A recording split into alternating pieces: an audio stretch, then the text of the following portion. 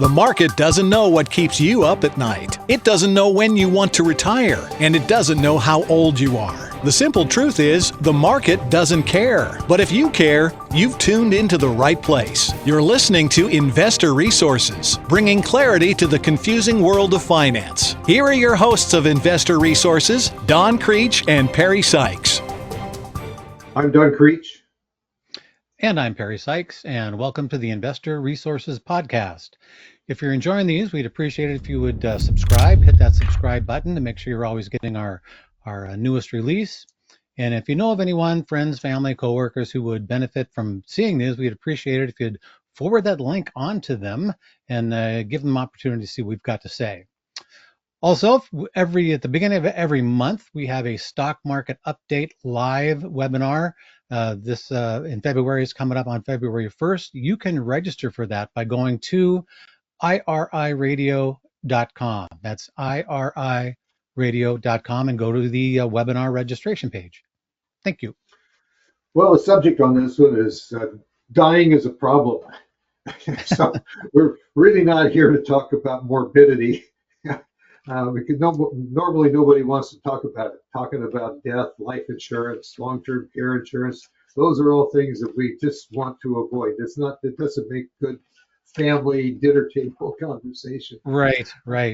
But death is a problem socially, from a cultural standpoint, from a financial standpoint for a country, any country.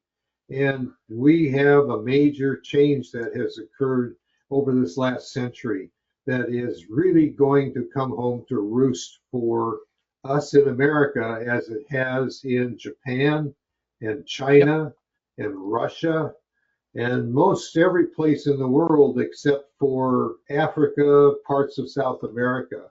And that is that we have too many people who are dying and not enough people being born. Right. This is a demographic collapse of a traditional agrarian society. But that's just basic numbers. We go back 100 years ago, when virtually all the world was agricultural. We were in the industrial phase after the 1850s, but still most of the world was operating in an agricultural environment. So the more kids you had meant you had a labor pool to raise food for your family, and a little surplus to trade, barter, sell, to handle other needs that your family has. As we end up with a country that goes from industrialization to technology, the information age, you don't need as many children because you're working, and for compensation, you can go buy the stuff that you want or need, depending on how productive you are, what your talents are, and where you get employed. But if you have 10 mouths to feed instead of 2 or 1, I mean, you're saying, why did I have so many kids? Kids are a blessing most of the time. You came from a large family, Perry. Absolutely, and the other big issue is healthcare. You used to have, like you said, Don, 10 kids. Hopefully, a few of them make it to adulthood, because there were so many ways for you to pass away early, and so you didn't know how many were going to make it. But to improve the odds, you have a bunch. Now, if you have 10 kids going to college, you need 4 jobs trying to pay for that. That's too expensive to deal with. And so in any developed society, any developed economy, people begin to have fewer kids. And once you get below that replacement level, below 2 kids per couple, population begins to shrink, and that has a huge impact on the economics of any country. And it's been shown over and over again that once that shift happens, your economy is going to shrink. You're going to have fewer consumers. U.S. economy is still 70% supported by GDP. Consumer spending, that's what counts. If there's fewer consumers, the economy contracts. And that's what everyone else in the world has been dealing with. That's what we're going to begin dealing with in the next decade. Well, we've seen this develop in Japan after World War II. This is where we really had the first cultural study that could be done. So after World War II, we know that Japan was basically decimated in their entire industrial base because we bombed the heck out of them. And they basically, the government said, we can afford to do two things, one thing out of two. We can either rebuild the country or we can rebuild the population. And without a government mandate, the population basically looked at the choices they had and they said, okay, we're going to have fewer kids and we're going to rebuild our country because I need a place to live, I need a place to work, I need a place to buy things that I can't buy because the business doesn't exist. That That's seemed to it. be a rational decision. So they had a dearth of births.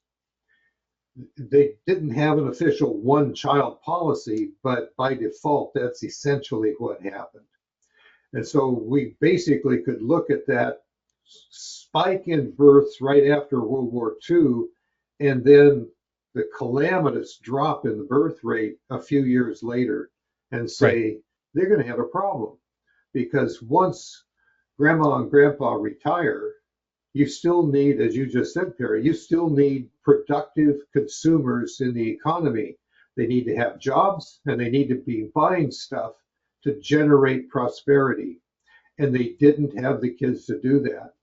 The net result is that China is one of the most advanced countries as far as how to use robotics to take care of lots of stuff, but especially old people.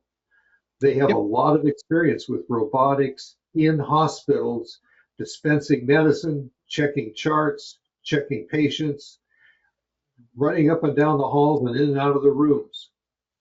We aren't quite ready for that to see a machine come rolling into the room and say, "And how are you feeling, Mr. Creech?" and expect an intelligent response. Well, Mr. Creech, it's time for your medication. And if you take this out of my drawer, no, you didn't put it in your mouth, Mr. Creech. the, the robot knows. I think there was a movie that had the line something like somebody knows. But in any event, we learned a lot from that. And the other problem that happened after World War II is that China had a massive rebirth. I mean, they had damage from the war, not like Japan, but people Right. were killing so many babies. The communist revolution under Mao Zedong basically said we got to stop this because we can't feed everybody. So they implemented a one-child policy. Now what we see in China is they wish they had more kids because they don't have enough young people to support the economy, and they have a massive growth of the overage retirees who are not as productive and need medical care. And we're seeing Correct. that same thing right here in the United States. We're seeing the same thing in Europe. These are major problems that will affect everything we do, increasing allocation of resources to healthcare, and yet we don't have the number of nurses and medical staff, physicians, supporting medical staff. All these people are in shortage because we don't have the people to do them, to do the jobs. And the problem is that these are very long-term, long flow issues. They don't turn around on a dime. And every country who's gotten themselves into this situation has realized it's very difficult to reverse it. In Russia, you can get paid for having a baby. In Japan, you can get paid just for getting married, and they're having a problem even let alone kids. They can't even get people to get married. So once that becomes a societal norm, it's really difficult to turn around. And so it's a very long-term problem to deal with. So it takes a long time to grow out of the problem, and there ends up being substantial changes in the way societies work, the way the economy works, because you have to deal with the fact that we don't have enough humans to take care of all the physical needs that we have, especially for an aging population. And there's no quick fix. You have to deal with it as it comes, and it's a real change, and it's coming here now. Well, it's one of the reasons we do need immigration. We need controlled immigration to bring in people who fill those jobs that are needed, that they have Sure. training, they are prepared to step into a job vacancy and become productive participants in society. It's not that we just need a whole bunch of people. We need a whole bunch of people who know how to do specific tasks in order that society is maintained in a normal ebb and flow of what happens in any given country. We're not Sure. alone. European countries are actually in worse shape than we are. They have a lower birth rate than here in the United States. The only place you find birth rates that are above replacement levels are still basically in poor areas of the world. Africa specifically, parts of South America, some parts of India, the birth rates are still above a 2.1 replacement level. And it's 2.1 because there's still some childbirth mortality issues or early childhood mortality issues. So just a Sure. flat 2.0 isn't enough. You still be below that. And for several years now, we've been below the 2 number, which means that another 20, 30, and 40 years downstream, our problem is going to continue to get larger if we can't have controlled immigration targeted to fill the needs that society, that an aging society has. And we're sitting here looking at this, and you got 2 aging guys giving you this talk. We speak from experience, Yeah. and like I said, it's tough to change. I have seen it written in writing in travel information. If you want to go to Italy and see natural born Italians, you should go now because their birth rate is very, very low. They have one of the lowest replacement rates in Europe, and they're filling up with immigrants. And the number of Italians is becoming a minority in the country. So that's take a lot longer for that kind of thing to happen here, but it's the kind of thing that this is an absolutely real issue, and even though it is very long term, you can see it coming, and then it's pretty much written in stone because the birth rate for last year can never be changed. It's already in the books. It's not going to change going forward either. So it has to be consistently increasing if that's your goal, because if it continues to decline, it gets worse as you go forward. Unlike golf, there's no mulligan, there's no do-over. Correct. So one of the things that happens here is the problem that we have shows up in our expectations for Medicare and Social Security. Sure. People think Social Security is a personal account, but actually it's not. It's a function of we take money from a wide range of working people to support elderly who don't have an adequate source of income for a reasonable, socially acceptable standard of living. And that's really particularly evidenced in this cartoon that I found that deals with the European pension system. We go back to 1970, as this represents, we basically had 5 people earning enough money to take care of 1 pensioner. In 1990, it was down to 2 people earning enough to take care of 1 pensioner. In 2012, it's 1 person taking care of 2 pensioners, and now it's 1 person taking care of 4 pensioners, which means the Social Security tax in whatever country has a program is going to continue to increase. And at some point in time, the working population is going to say, enough is enough. Where Can't do do I that. get my share? I mean, I Yep. want my money in my account, not for somebody else's welfare. And that is going to be a cultural shift and an extremely difficult political debate in the Western world. Nobody knows how that's going to get answered easily. That's called the third rail of politics.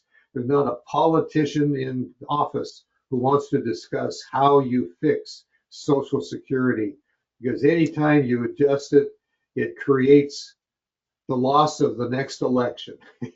Correct. And we know the You only get to primary talk job about of it a one politician, time. Yeah. primary job of a politician in his or her own mind is to get reelected. And Yeah. That's it. making Social Security viable is not difficult. It's just that nobody wants to talk about what has to be done. Uh, anyway, if this is a subject that you find interesting, you probably have friends, family, or coworkers that have similar interests. We'd appreciate it if you pass the link along and recommend that they watch and subscribe. If you haven't subscribed because this is your first or second time, subscribe. We'll keep you updated when we have another podcast that comes up. And again, on the first of every month, we do a stock market update webinar. You can register for that and get details by going to our website. The shortcut is iriradio.com. Thanks for watching. Have a great day, and we'll be back in another couple of days.